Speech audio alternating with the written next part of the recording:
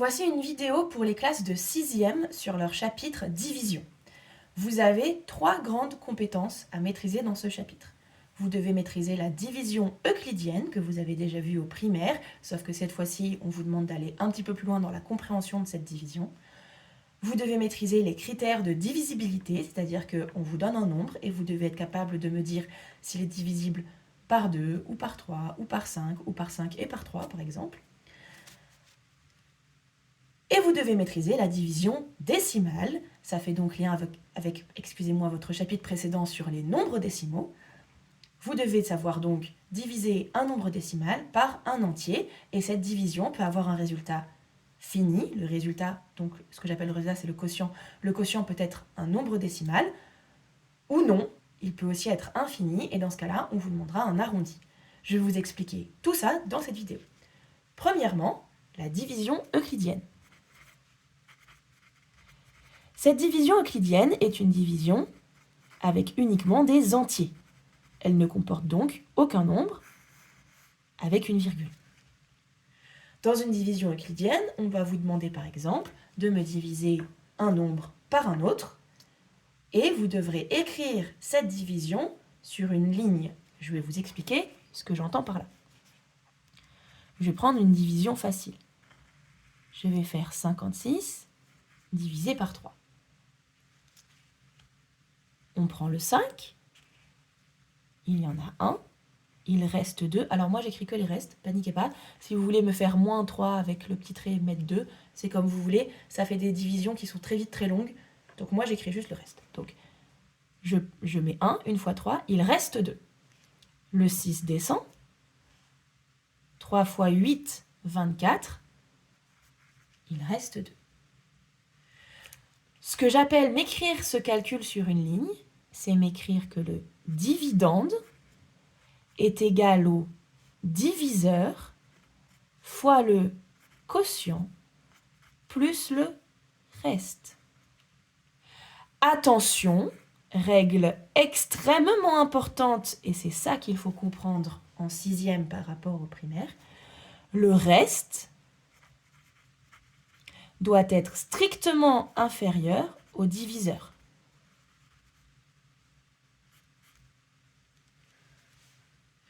Par exemple, ici, le reste c'est 2, le diviseur c'est 3. J'ai bien 2 qui est strictement inférieur à 3.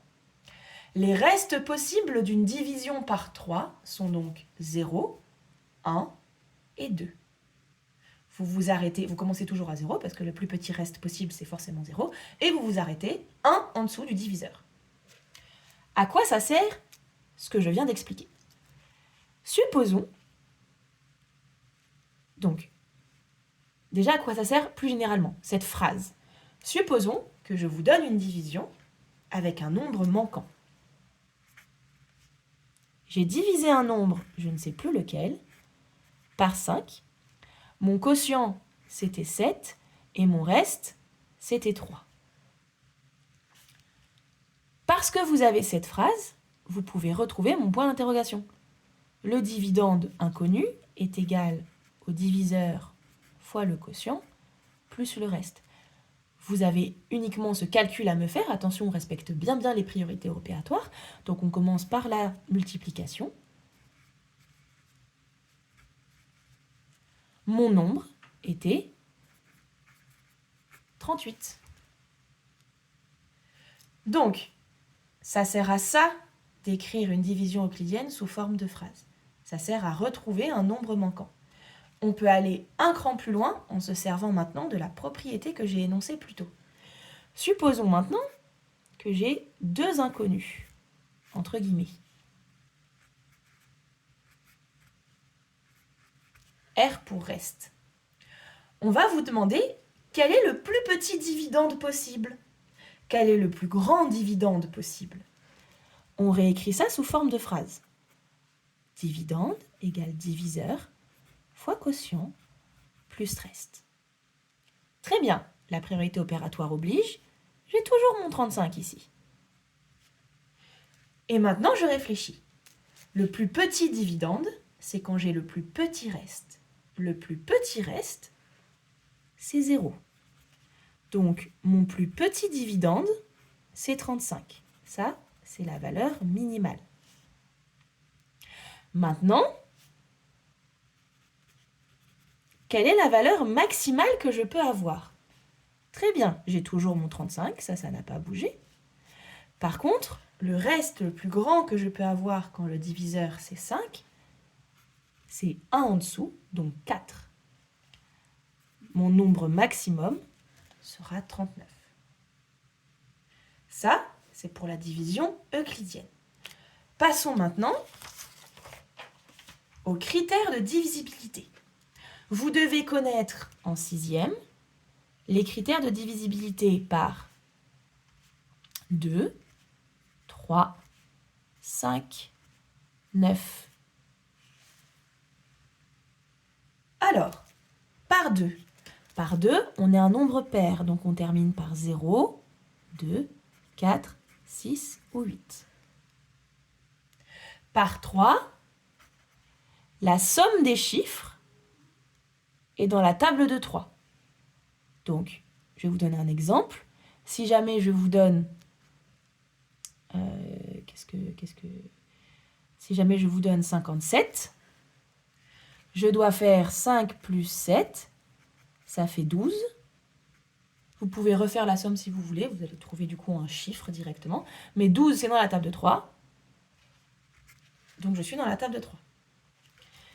Pour être dans la table de 5, on doit finir par 0 ou par 5. Pour être dans la table de 9, c'est le même principe que pour 3. Vous faites la somme, et alors là, vous faites la somme jusqu'à ce que vous obteniez un chiffre, et ce chiffre sera toujours exactement 9.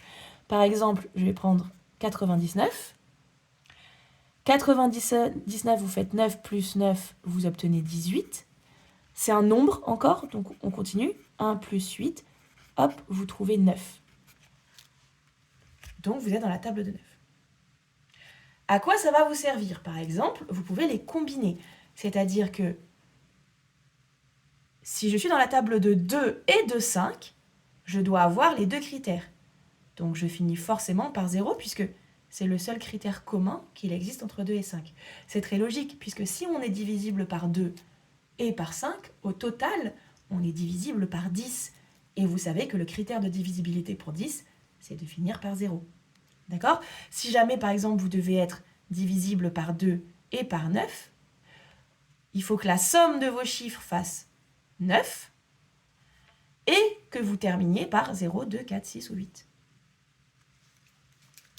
Donc vous pouvez combiner ces critères et c'est tout ce qu'on vous demandera pour cette partie. Donc on peut passer à la suite. Grand 3, donc ça c'était 2. Grand 3, division décimale.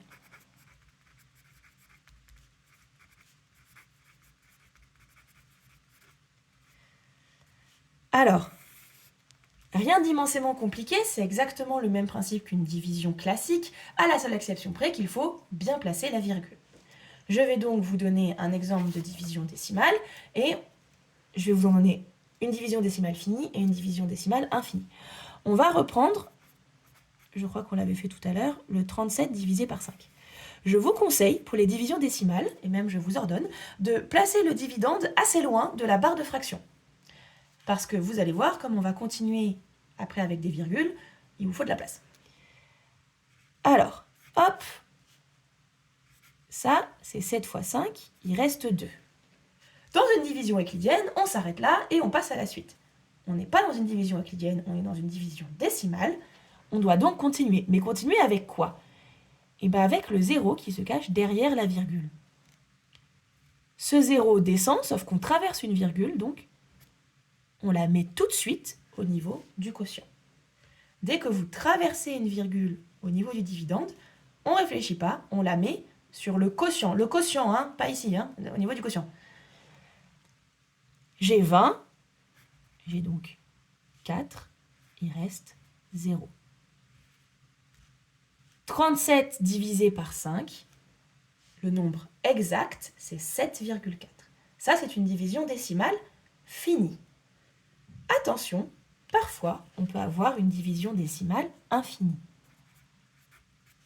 On va faire la même chose, mais cette fois-ci, on va diviser par 7. Quand on a une division décimale infinie, on va vous demander un arrondi. On va vous demander un arrondi avant de faire la division. Moi, ici, je vais vous demander un arrondi au millième. Donc, on dit au millième près. Attention, au millième près, ça veut dire que dans ma division, je vais devoir m'arrêter un cran après. Un cran après pour savoir justement si j'arrondis au-dessus ou au-dessous. Je vais vous montrer ici. Alors, on a donc 5. Il reste 2. Je fais descendre un 0. Ce 0 vient après une virgule, donc hop. Ensuite, 2. 2 fois 7, 14. Il reste donc 6. On continue. 60. 7 fois 8, 56. Il reste 4. 40. Vous voyez, moi, j'ai même pas assez reculé. Hein. Vous prenez bien de l'espace. Hein. 40. On va donc prendre de nouveau 5. 5 fois 7, 35. Il reste 5. Et je continue encore un cran. Donc, 50. 7. Il reste 1. La division est infinie, donc elle continue.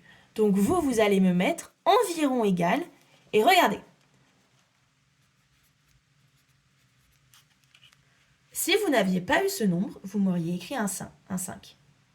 Sauf que c'est un 7 juste après. Vous êtes donc plus proche de 5,286. Si vous aviez eu un 1, un 2, jusqu'à globalement 4, vous pouviez écrire 5,285. Par contre, si ici c'est un 5 jusqu'à 9, vous arrondissez à 286. Et voici tout ce qu'il y a à savoir sur les divisions en classe de 6e.